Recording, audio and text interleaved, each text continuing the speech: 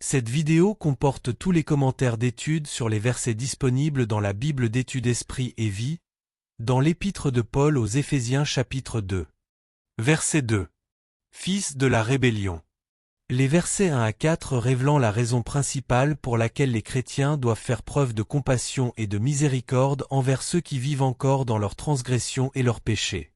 Premièrement, tous ceux qui sont sans Christ sont sous le contrôle du « prince de la puissance de l'air », c'est-à-dire Satan, verset 2. Ce dernier aveugle leur intelligence afin de les empêcher de discerner la vérité de Dieu, verset 2. 2 Corinthiens 4 versets 3 à 4 Ils sont esclaves du péché et des désirs de leur nature pécheresse, verset 3, Luc 4 verset 18. Deuxièmement, à cause de leur condition spirituelle d'êtres irrégénérés, ils ne peuvent pas comprendre ou accepter la vérité si ce n'est par la grâce de Dieu, versets 5 et verset 8, 1 Corinthiens 1 verset 18, Tite 2 versets 11 à 14. Troisièmement, les chrétiens doivent considérer chacun selon la perspective biblique. Les orgueilleux et ceux qui pratiquent l'immoralité doivent être pris en pitié car ils sont esclaves du péché et de Satan, versets 1 à 3, voir Jean 3 verset 16. Quatrièmement, ceux qui sont sans Christ sont néanmoins responsables de leurs péchés, car Dieu donne à chaque être humain une mesure de lumière et de grâce qui lui permet de chercher Dieu et d'échapper à l'esclavage du péché par la foi en Jésus-Christ, Jean 1 verset 9, Romains 1 verset 18 à 32, 2 versets 1 à 16. Verset 8. Par la grâce, par le moyen de la foi. Voir l'article intitulé La foi et la grâce. Verset 9. Ce n'est point par les œuvres. Nul ne peut être sauvé par ses œuvres, aussi bonnes soient-elles, ou en s'efforçant d'observer les commandements de Dieu. On ne peut être sauvé que par la grâce de Dieu, et ce, pour les raisons suivantes.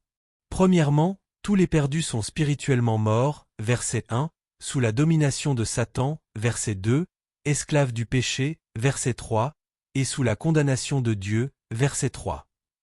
Deuxièmement, pour être sauvé, il faut recevoir le salut de Dieu, versets 4 à 5, être pardonné de ses péchés, Romains 4 versets 7 à 8, être rendu spirituellement vivant, Colossiens 1 verset 13, être délivré de la puissance de Satan et du péché, Colossiens 1 verset 13, être une nouvelle créature, verset 10, 1 Corinthiens 5 verset 17, et recevoir le Saint-Esprit, Jean 7 verset 37 à 39. 20 verset 22. Aucune somme d'efforts personnels ne peut se substituer à ce qui précède. Troisièmement, la grâce de Dieu par la foi engendre le salut, versets 5 et verset 8. Le don de la grâce de Dieu comprend les éléments suivants. A. L'appel à la repentance et à la foi, acte 2 verset 38, vient en premier. Cet appel est accompagné de l'œuvre intérieure du Saint-Esprit dans la vie d'une personne, une œuvre qui permet à cette dernière de recevoir la puissance et la capacité de répondre à l'appel de Dieu.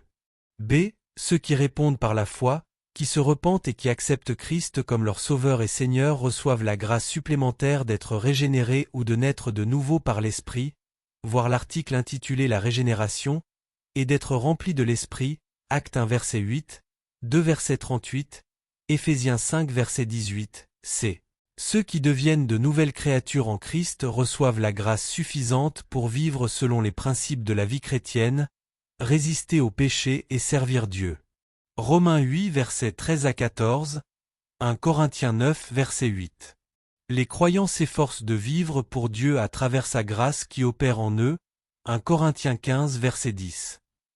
La grâce de Dieu est à l'œuvre dans la vie des croyants sincères. Elle les encourage à agir selon les desseins de Dieu, Philippiens 2 versets 12 à 13. Du début à la fin, la grâce de Dieu est le seul moyen d'être sauvé, voir l'article intitulé La foi et la grâce. Verset 18. Accès auprès du Père. Nous avons accès auprès de Dieu le Père à travers Jésus-Christ et par le Saint-Esprit. Le terme « accès » signifie que, nous qui avons foi en Christ, nous avons la liberté et le droit de nous approcher de notre Père céleste sachant que nous serons acceptés, aimés et accueillis à bras ouverts. Premièrement, cet accès nous est acquis par Christ, son sang répandu sur la croix, verset 13, Romains 5 versets 1 à 2, et son intercession en faveur de tous ceux qui viennent à lui, Hébreux 7 verset 25, voir chapitre 4 versets 14 à 16. Deuxièmement, pour avoir accès à Dieu, nous avons besoin de l'aide du Saint-Esprit.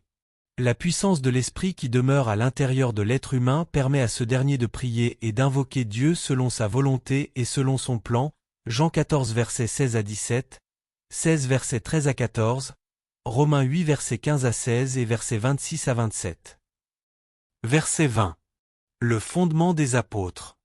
L'Église ne peut être une véritable Église que si elle est fondée sur la révélation infaillible et inspirée de Christ faite aux premiers apôtres.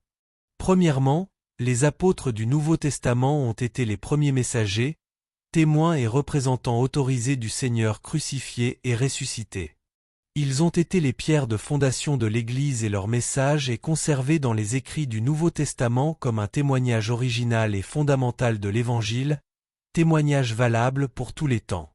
Deuxièmement, conformément à ce qui est rapporté dans le livre des Actes et dans les écrits inspirés des apôtres, tous les croyants et toutes les églises sont soumis aux paroles, au message et à la foi des premiers apôtres.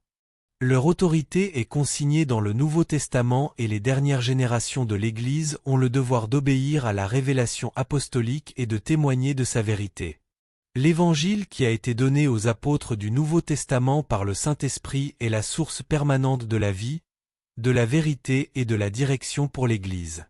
Troisièmement, tous les croyants et toutes les églises sont de vrais croyants et de vraies églises dans la mesure où ils respectent les dispositions suivantes. A.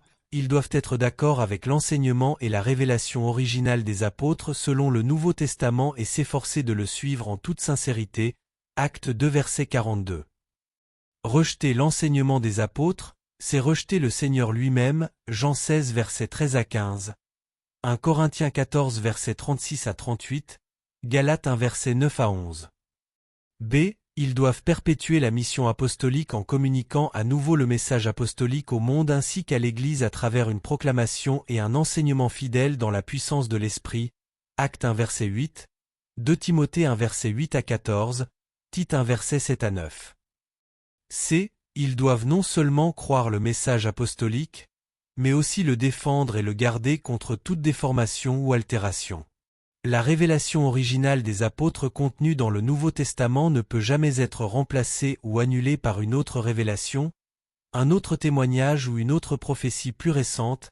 Acte 20 versets 27 à 31, 1 Timothée 6 verset 20.